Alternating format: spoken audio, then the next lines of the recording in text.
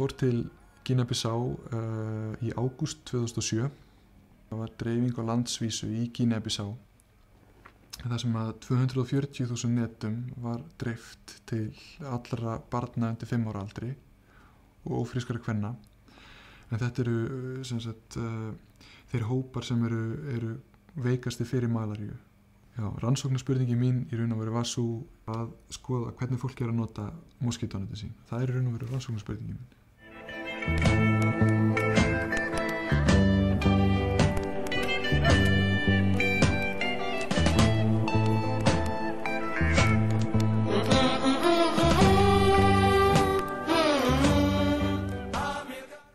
Býr 1,5 milljón í Gínea-Bissá.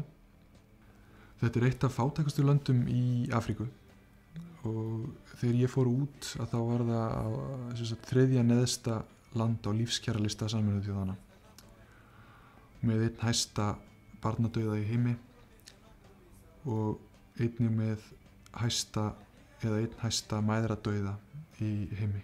Nú í rannsókninni þá notaði ég opin viðtöl. Ég fylgdist með fólki líka og bara mannlífi almennt. Ég safnaði einnig svona tölulegum gögnum í sambandi við netanotkun og þar heimsótti ég 356 svefnstaði fólks.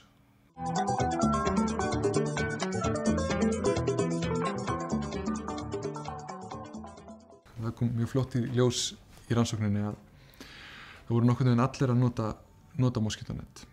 Og notkun moskítóneta svona talin vera ákveðin mannréttindi. Netin sem að koma úr dreifingu, þessari dreifingu UNICEF, að þau enduðu í réttum höndum. Þessi net sem að UNICEF að dreifa, þau eru mjög góð úr alveg frábæru efni, en það hins vegar ekki alltaf það sem að fólki vill. Netin eru öll eins. Flest netin sem eru í umferð eru net sem að fólk búið að kaupa sjálft og netin eru ekki ódýr. En netin sem fólk að kaupa, fólki finnst þau vera mjög falleg. Ef að þeir hefðu þessi skordýreitruðu efni til þess að búa til net í mismunandi litum og annað, þá væri hægt að auka hlutfall þessara skordýreitruðu neta alveg gríðarlega. Svo náttúrulega líka rosalega gott að geta haft netin sem verið að selja á viðráðanlegri verðum.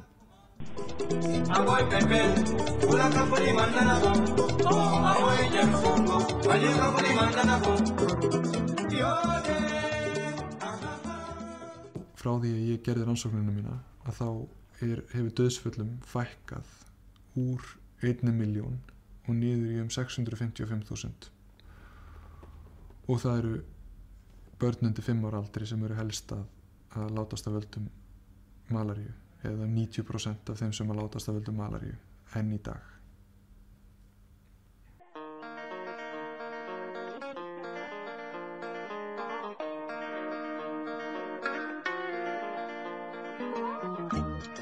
Það engin ein töfralausn sem á að útrýma malaríu.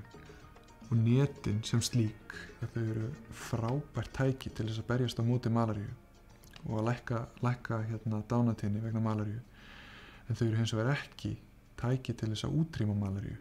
Ég mjög bránaði með rannsóknina og það sem kom út úr henni.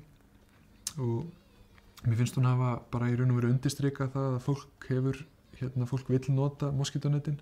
Síðan náttúrulega líka mjög mikilvæg punktur í rannsókninni að sýna fram á hvað heilbrigðisstarfsfólkið rosalega stór þáttur í þessu. Og þá í raun og veru miklu stærri leikari í þessum dreifingum og öðru heldur en þessar stofnanir sem koma frá Vesturlöndum. Þetta kannski ekki heildarlausn, þetta eitt land, en það samt hægt að draga lærdóm af þessar rannsókn. Þó það væri bara í Gínea-Bissá, þá væri þetta að draga held ég mjög mikilvægan lærdóm af þessari rannsókn. Það eru bara svo fáar svona rannsóknir til. Það eru bara mjög fáar rannsóknir þar sem að fólk hefur verið spurt hvað finnst þér?